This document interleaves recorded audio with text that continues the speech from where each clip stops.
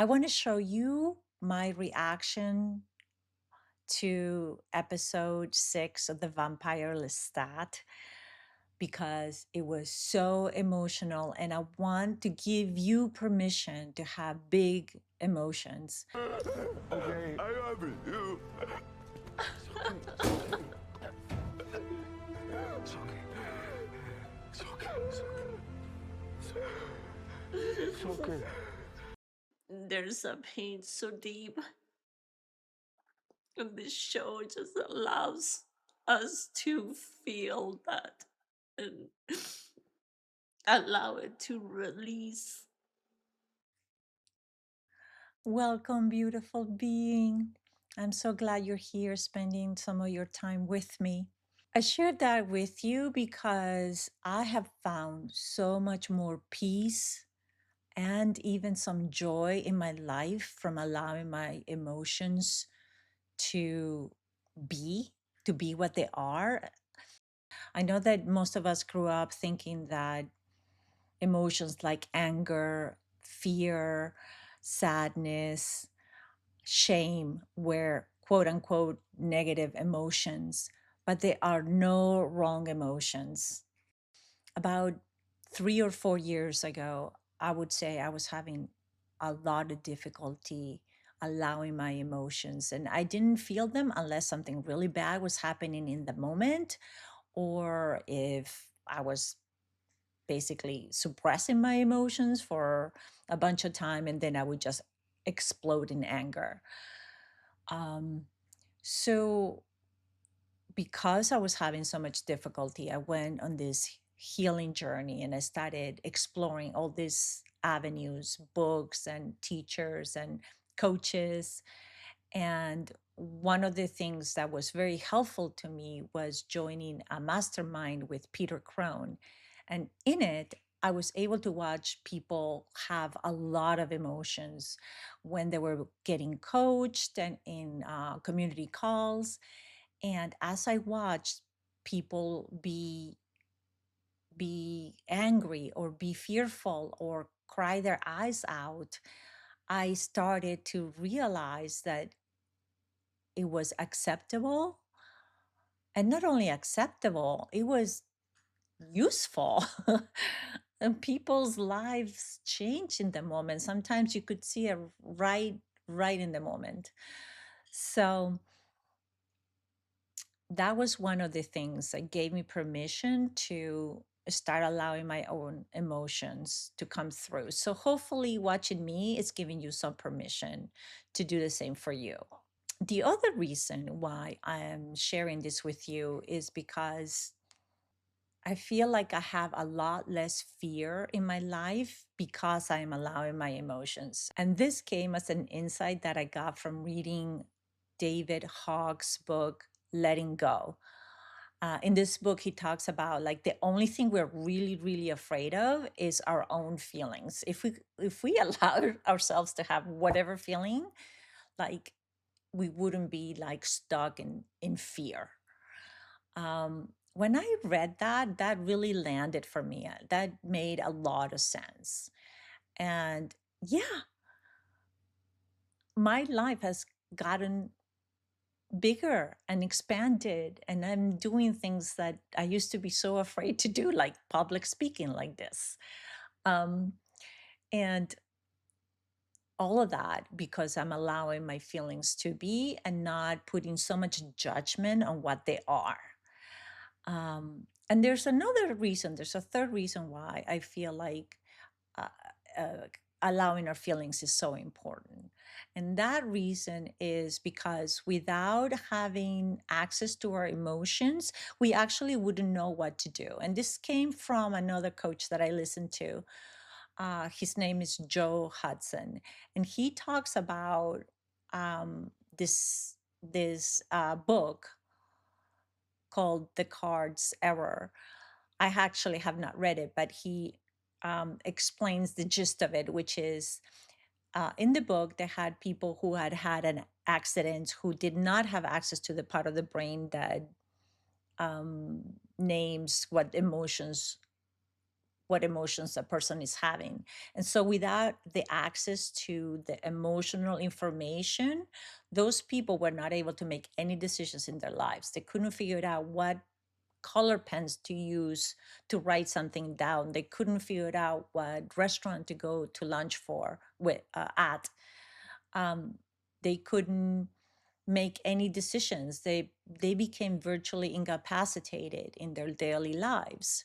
So we as humans use our emotions as guiding posts as to where we want to go, because there's so much information coming at us in the world, that our emotions are a way for our system to narrow the information in a very quick way, much quicker in the limbic part of the brain, much quicker than the prefrontal cortex can do. So emotions are actually incredibly important. And it's really important to allow them to be, so that they can pass through us and not get stuck. So I'm still on this journey of learning how to allow my emotions, and the I'm hoping that what I am sharing will help you be on this journey as well. So good luck on your own emotional healing and emotional journey. I hope that this is helpful to you. And one last thing I want to say about the feeling of love. I love this show. I feel so much love for this whole creative endeavor. And I don't need to explain why. There's no reason why. Of course, I have a lot of reasons that I could say why I love this show and what appeals to me. But in the end, there's really not a way to fully explain love. Love is not supposed to be something that we can explain. Love is a way that I believe God, source, the universe, our higher self, our, our soul communicates with us to tell us what is the direction that we want to go in. How do we want to grow? How does our soul want to evolve? That comes from the feeling of love. That comes from what we love. So hopefully, this is also permission for you to love what you love. Sometimes we just need to hear that from anyone, even somebody you don't know. Like, you have permission to love what you love for no specific reason. You don't have to justify it, you don't have to explain it. Just know that this is the way the universe is speaking to you, and that message is for you and you only. And it is a beautiful road if we allow it to be. I'm glad you're here sharing this with me. I'm glad you're here sharing this love. And I am so thankful to everyone who liked and commented and subscribed and is spending time here with me. I appreciate you being here and I feel connected to you. Hi, this week I am watching with trepidation in my heart. I was so emotional last week, and I'm expecting that this week is going to be a heartbreaking show. Episode 6 of every season has been a big hidden episode. So I'm looking forward to it, but I'm also dreading it. But before we get into watching the show, I want to talk a little bit about last week's episode number 5. I again want to declare that this show is spiritual.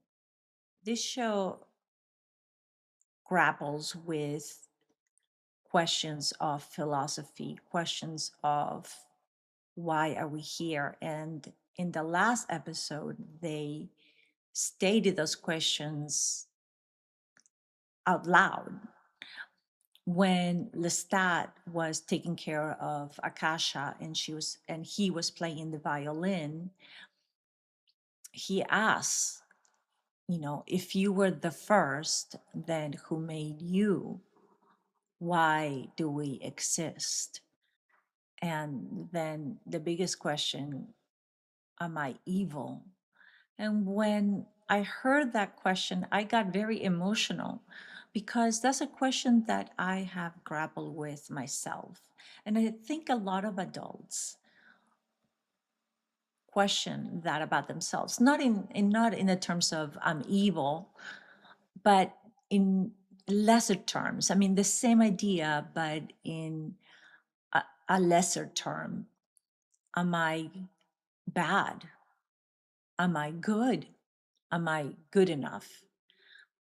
I didn't even recognize that I had a belief running subconsciously in my mind since I was little that I was bad. And maybe it was about 2 years ago that doing spiritual work, coaching, etc., I was able to understand that I had this belief running subconsciously in my mind. And it's been so transformational for me to realize that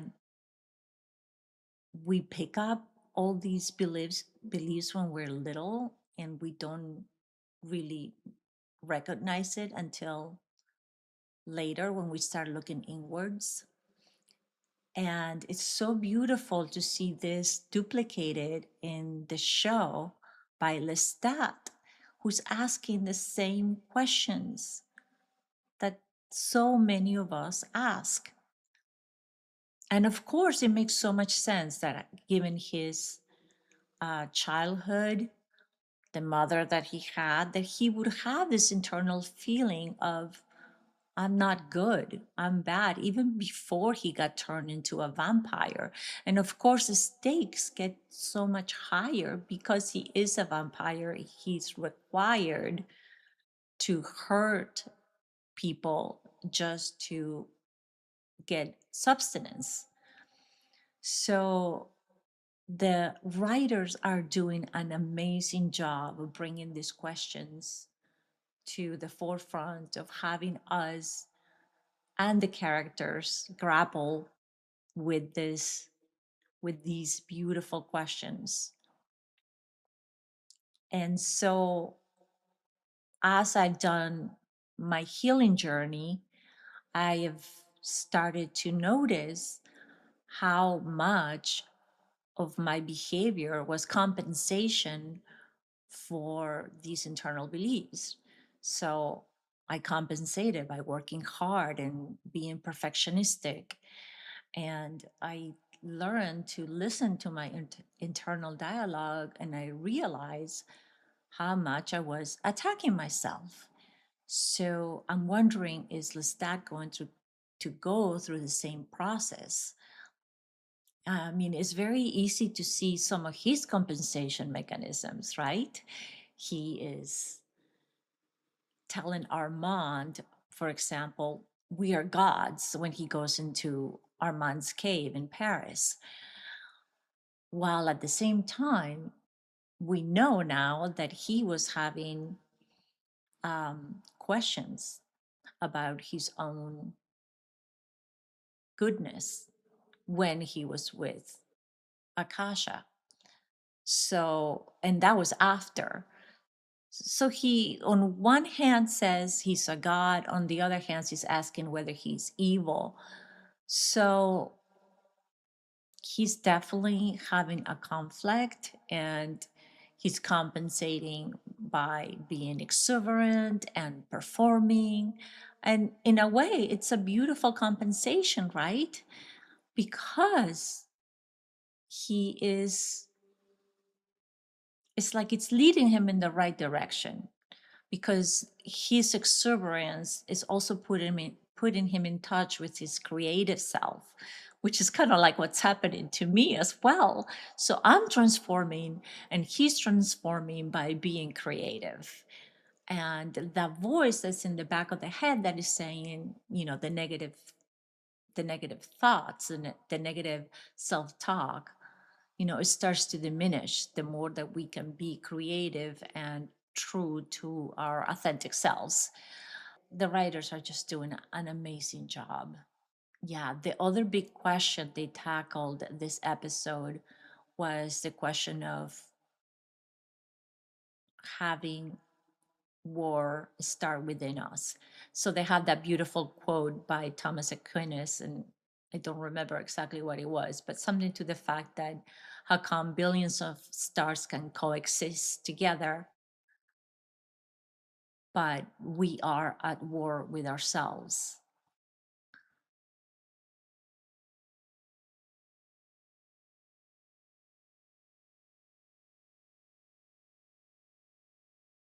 And that's something else that I have learned recently. Nothing really triggers us or hurts us unless we also believe it within ourselves. So if we have that war with ourselves, then somebody else's opinion of us might hurt us because we already believe it. But if it's something that we, don't care about, like, somebody says something that doesn't matter, that's incoherent, like, or to me, like, you're a bad basketball player, I'd be like, yeah, and no big deal because I don't care about that. So it's only the things that we think about ourselves that hurt us. And the war with ourselves always starts within us.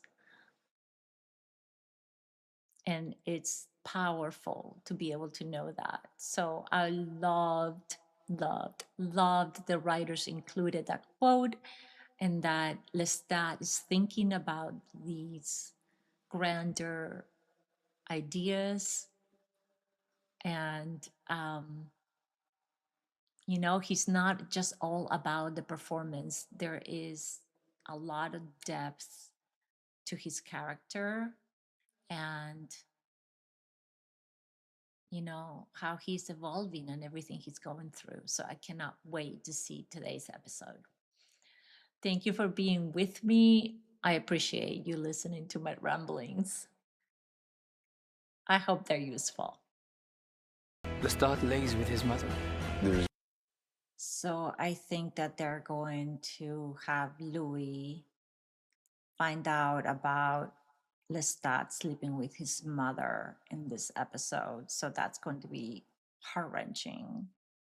I'm like scared to even think how that's going to happen. one thing that I most fear above all else, and that is loneliness. You take this feeling away from me, Louis. 52.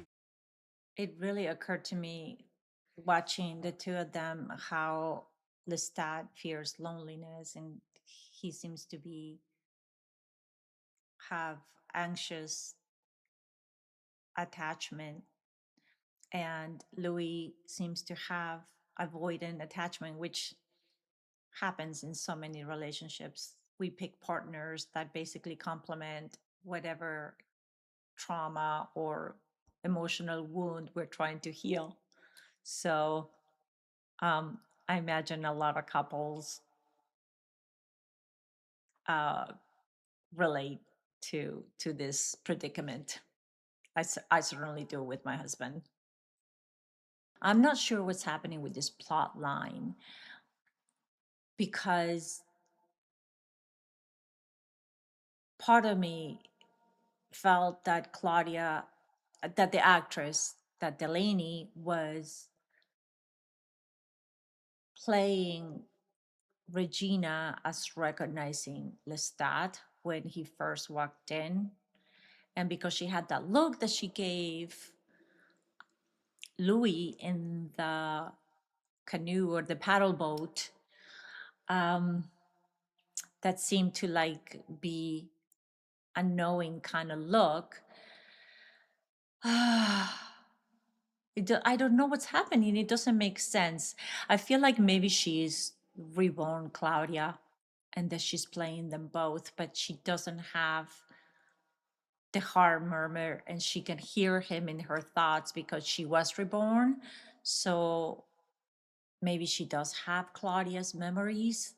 This might just be a lot of wild, wild speculation. It's really pulling at my heartstrings, though. You cursed her into the darkness. Ooh, who said that? And time again. You cursed her into the darkness. Wait, I don't remember that line ever being said. You cursed her into the darkness. Who said that line? Was that Daniel? What do you guys think? I am baffled by that line. I wonder where it came from. Beautiful music. You are listening to The Failures, album 52, side A. I think that is that self-critical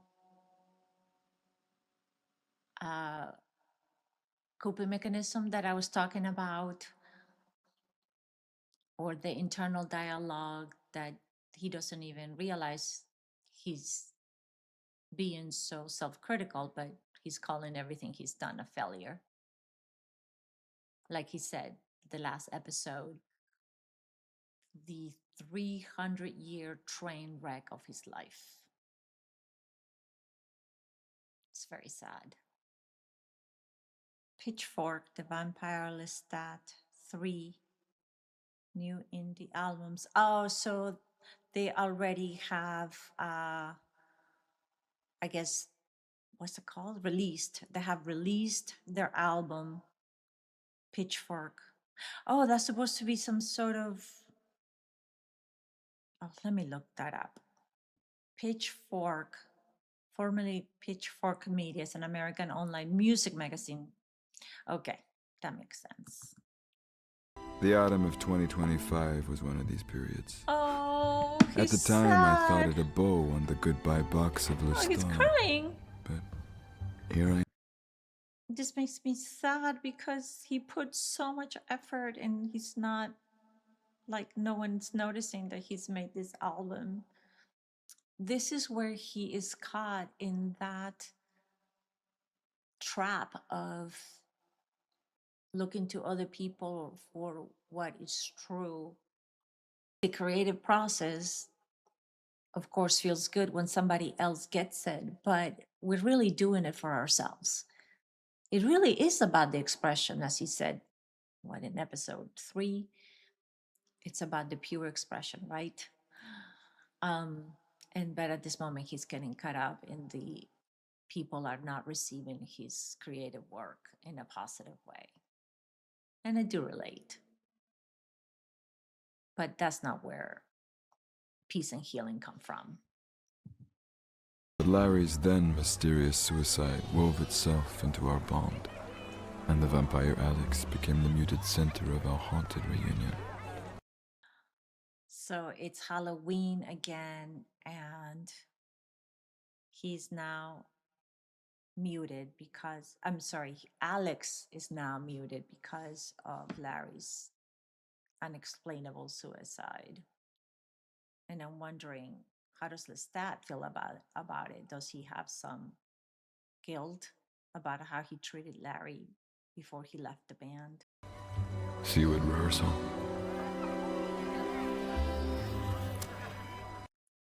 I think that means that Alex was made by Gabriella.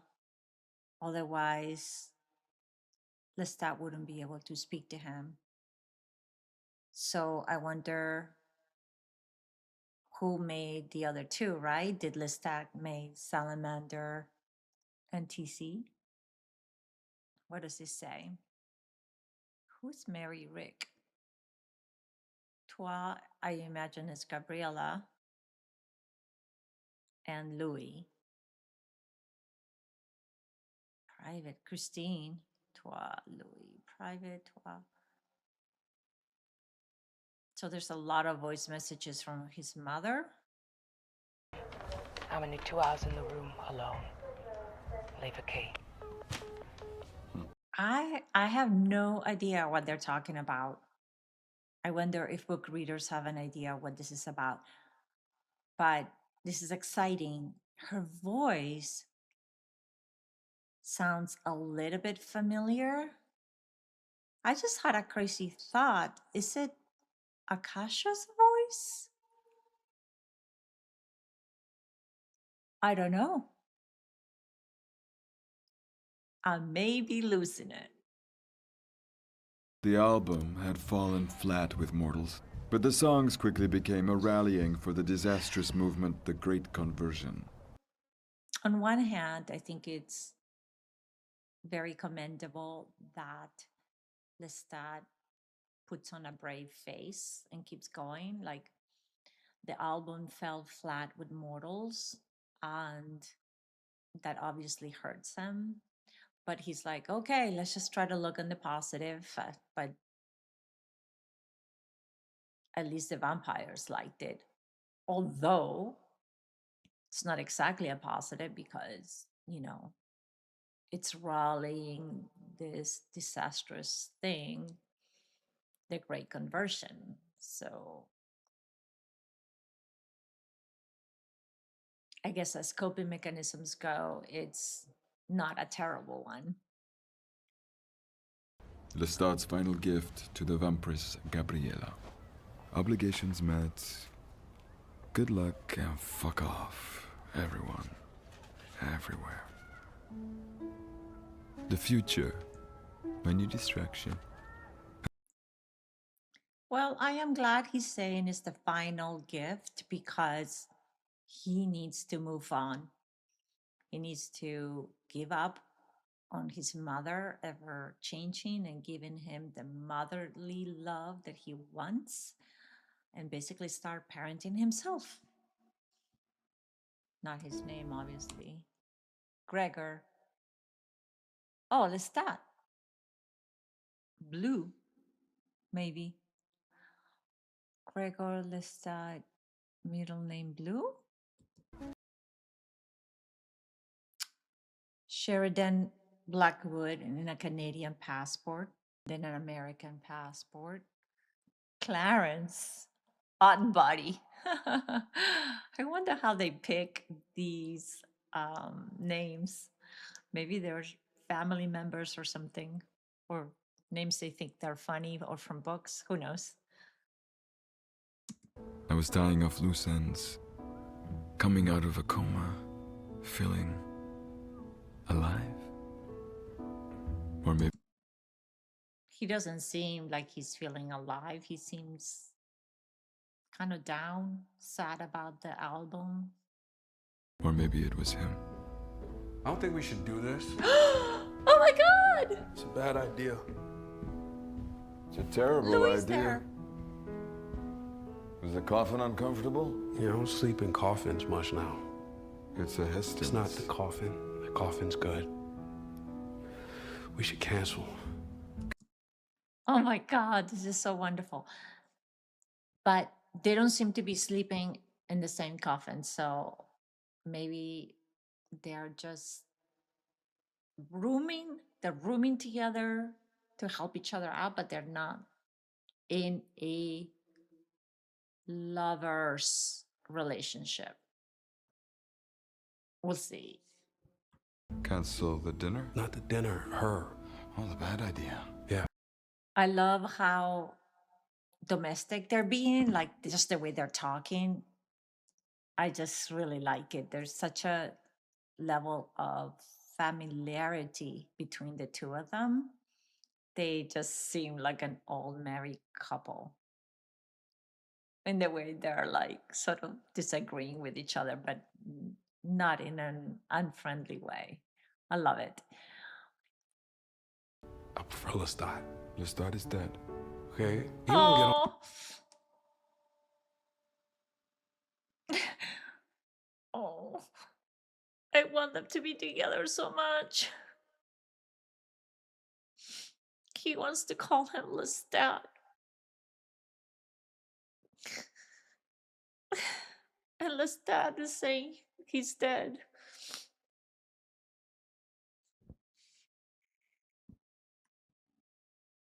That nothing will come of it. You know, these things don't always take. So Lestat is dressed in a costume like he's death. Makes sense. I don't think Louis is dressed up as anything. You reached out to the worst kind of witch. Oh, Merrick is different. She is not like the rest. And her Oh, I wish I knew about the witches. I have no idea. I wonder if this is a crossover with the show, the witches show. Maybe the bad idea is that the witches are going to do some sort of exorcism for Louis so that he doesn't have to heard about Claudia anymore. Maybe something like that. Just guessing. everybody loved Tom Anderson. Topeka. There is so much going on that I don't understand. I didn't understand a lot of the references about the witches. Although Tom Anderson, I just remembered, he was the guy that was doing business with Louis, and they did the cross on his cheek, and everyone loved him. I think everyone actually did like the actor in the show. But I love the fact that Lestat took Louis in because he was struggling so much and he just couldn't forget Regina. You know, that was my line. You know, I said Topeka. Give me some credit. I love how he said, "Give me some credit." I mean, that's really what he's looking for, right? That is the bottom line of he's asking to feel valuable, because he doesn't value himself. So he's like, Louis, give me some credit and then I can feel valuable. It's like he's knocking on the wrong door. He needs to give it to himself, but he'll get there. You could, for a moment, as a friend, say, look what you've done here. Congratulations. Hey, Lem, we're almost there. Oh, that is cozy. Tell him to keep it simple. Let me lick me lamb. Yeah. Okay. So he's talking to Lemuel, so they're still together. I am so surprised that Lestat is taking that in so much stride and just making fun of it. You've been dipped in the river Styx. Probably dove in, swam the butterflies. Should be angry. In Greek mythology, the river Styx is a principal river of the underworld that serves as a boundary separating the realm of the living from the domain of the dead. Oh, so they're talking. So he's alluding to the fact that maybe she is reborn, but he's saying if she had been reborn, then she would be angry, not the way that she was. And he had been trying to stay away from her, not calling her, but he ended up sending her money by Venmoing her. Okay. He's striking.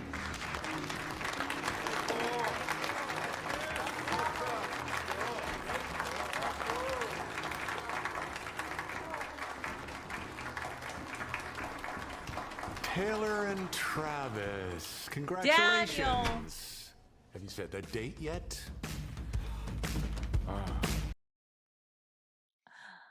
Oh, I loved having them applauded. I don't know if they were applauding Lestat only or Louis for being the owner of the restaurant or both of them. I don't know. They say applause is for the benefit of the audience because we want to express our love. It's not for the benefit of the person performing because they get to express their love when they perform and we get to express our love when we applaud. It's lovely. What did he say to you? I couldn't hear anything. It was a hurricane. Yeah, I was just pretending to understand what you said. Same. Just did a lot of You nodding. assholes. I don't have an ending for my dog. Give me something. So they are just pretending that it wasn't a super moving moment between the two of them, that they didn't connect on a soul level. Oof, that's a lot of pretending. So yeah, I'm glad they're not going to share it with him. I don't think he would treat it. I don't think he would treat it with the reverence that it would require. Was love the reason why you and Armand never saw any of my gotchas coming? I tried to respect you, Daniel. I tried not to delve into your thoughts. I appreciate that. I wonder if Armand ever did that. I'm still not sure if Armand knew that the gotcha was coming or not. Was he really in the fog of love? But obviously Dan wants to know because he's not sure if he should trust Armand and his declaration of love, right? I mean, he has, even if they're together now, which who knows, he still would want to know, can he trust him? Is the 3 out of 10 from Pitchfork easing the transition from niche rock? Oh, look at Lestat. He just goes backwards and he's like in defense position. He's like, I'm going to just rise above it and not let this touch me because this hurts. So Daniel is expecting something big. And Lestat doesn't want to see the seriousness of the situation. He's just like, I'm not the one that's responsible. Of course, we know that something really bad happened because of the cataclysm that was mentioned in episode 1 of this season. But at this point in the story, he wants to just pretend, or he doesn't want to recognize the seriousness of where this is going. I grow bored, of course. Slug my way back to the wake. Daniel is looking at them with suspicion. I don't know that he's buying the story. She is, in fact, a distant descendant of the Liancourt line. Wow. And look at Lestat's face. He's surprised and moved by the gesture that Louis put together. I mean, he must have, since it's his restaurant. Wow, not even a flinch. You still fanging Sophia? They were having such a beautiful moment connecting to each other. And here comes this question. Is he going to tell on Lestat what he knows? They are building the relationship between them so beautifully. I know that this is headed to a catastrophic breaking point where they're going to break our hearts because it's just too beautiful and too nice. Big shoulder pads. Lestat is worried about what he's going to do. He doesn't trust Daniel to be his friend, basically. He has that you think you're better than me chip on him, and we are. It is exhausting to pretend otherwise. Walking in probably just made the joint. Could you feel him trying to read our minds? Mm-hmm. He got in mind. Lestat really liked that Louis thought that him walking into the restaurant would make it successful. I love the smile.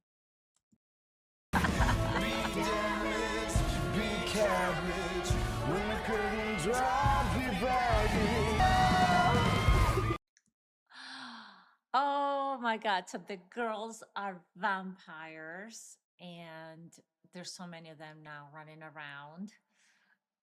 And I love, but you can so see the difference. Like, Sam is so good as an actor. He just, you see the difference between him being in the car and being more open, having the conversation with Louis, and then just putting this persona, I'm going to perform, and he goes out the window. Oh, he's doing such a beautiful, realistic, raw, honest portrayal of this character of Lestat. Guilt? You're sharing a coffin? Oh, slit he's in the throat? surprised. Guilt? Or you being in a garbage dump? Gone? That is kind of like an apology to Lestat for having slit his throat and having left him in a coffin.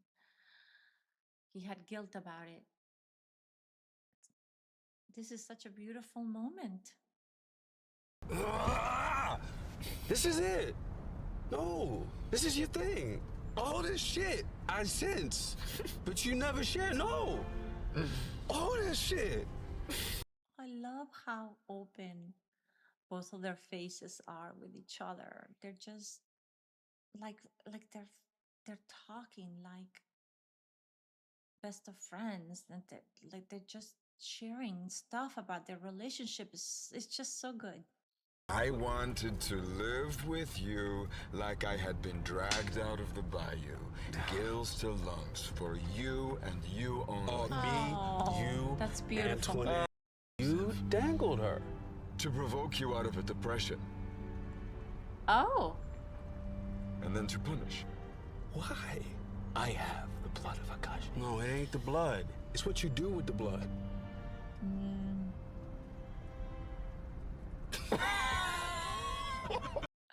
and they're laughing because it's all like too woo woo and spiritual. They're laughing at people like me. Because, Louis, I'm a monster.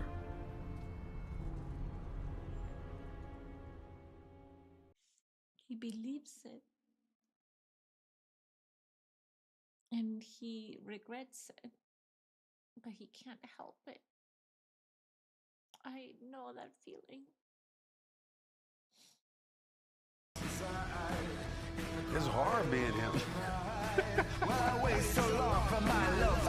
Oh, she's not happy with him. I love how they had it jumps. I think he'd be more hurt if he were hurt. You should. Is she being actually concerned about his safety, or is there another reason why she doesn't want him there? Maybe because he would hold Lestat back from doing something stupid, meaning Lestat would have a solidifying, grounding connection with him, so he wouldn't be as impulsive, possibly. How I need it. This is a beautiful love song sung from one lover to another. It's just beautiful. Is he singing to him or to her? Is what she is wondering. I think she thinks that Lestat is singing to her, but I don't think he is.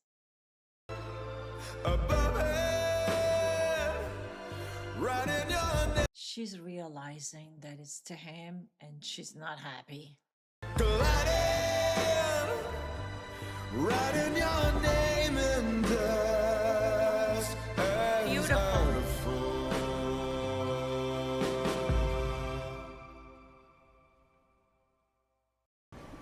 You like Sophia? He likes his phone. She's needling him with like, oh, he doesn't like you. He was on his phone. Ugh.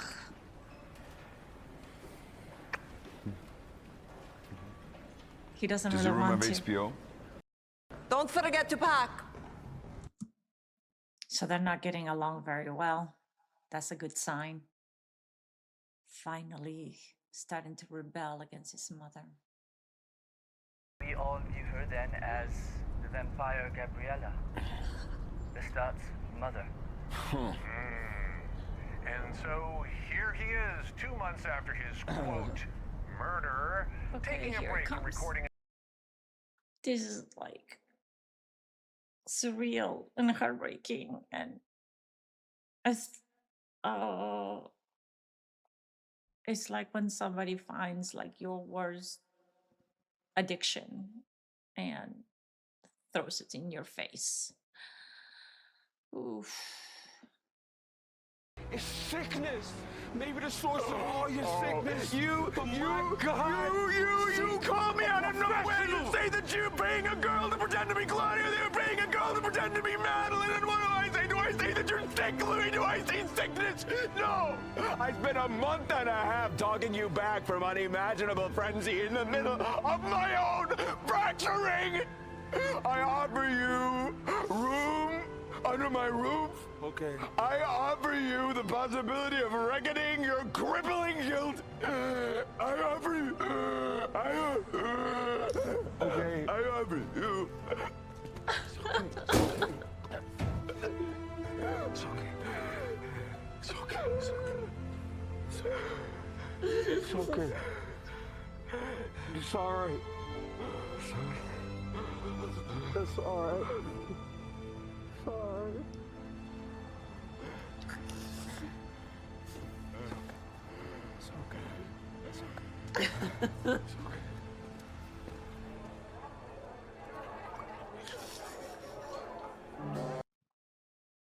That was a lot.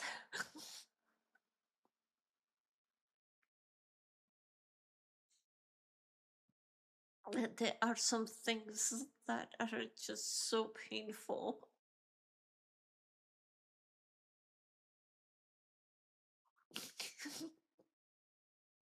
That coming into contact with what our actions have been and why they came to be. There's a pain so deep. And this show just allows us to feel that and allow it to release.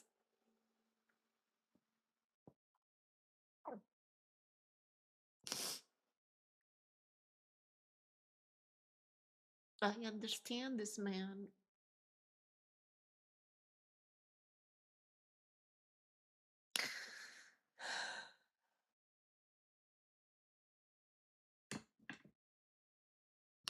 This is why I love this show, because it helps me heal.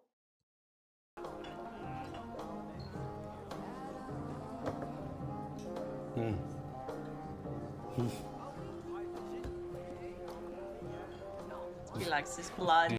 Personal items. I'm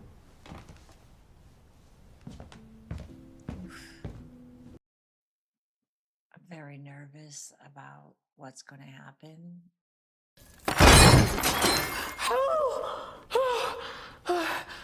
She's here while I was. Was that her? She did not like her. She got rage. Going up, going down. Get her back. Gonna have to add to the envelope. Find me a high-presenting dentist. Yeah. Bring her back. She's scared. I even thought about poisoning you instead of him. You know why I didn't? Because there's a little etching on your rib cage says you're a slave. This is so intense. Not what I expected at all. But is she trying to make him angry so that he can move on with his life? So interesting. Stop saying my name!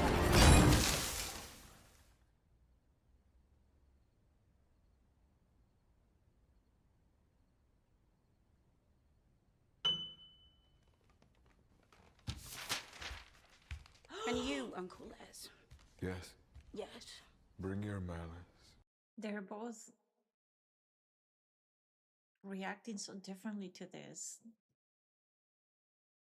Lestat seems kind of affronted. Louis seems like he's falling apart. And now Claudia's starting to fall apart about what she's really sad about. Why all her anger is coming out. Why is she not here with me?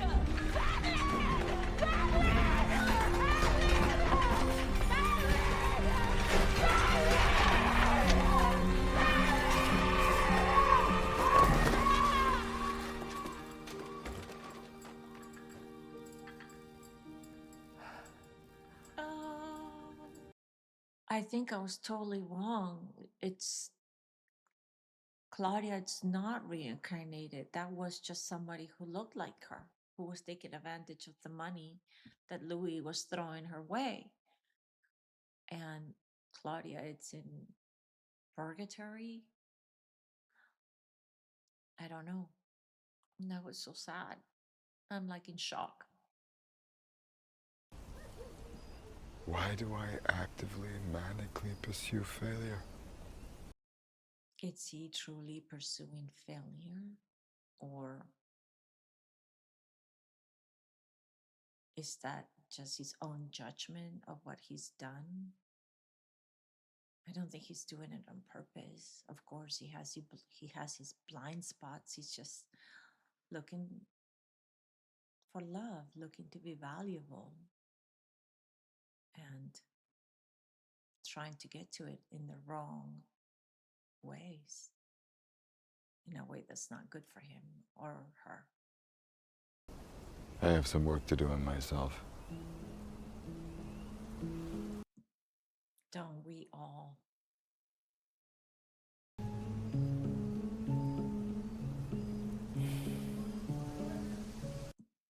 Are they going to let us have this? They got birds in the desert? There's birds everywhere. Could be nice. Louis is proposing a future together. Could be.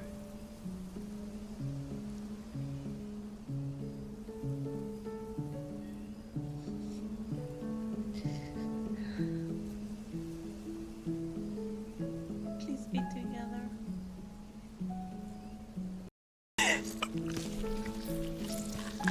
What?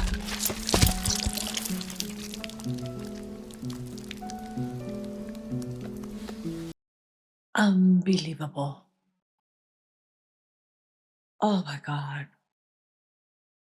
So Alex is getting back at Lestat for his brother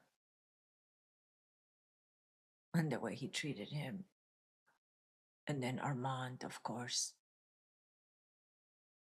He's like been the villain all along, right? I blame him for Claudia's death. He was him planning it. I don't know. Is it all?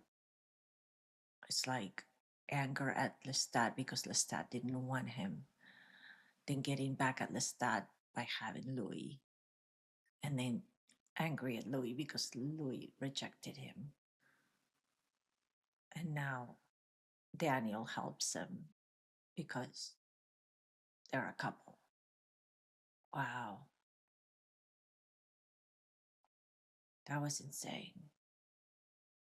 Who's going to save them? Somebody's going to have to attach the head if they're to live.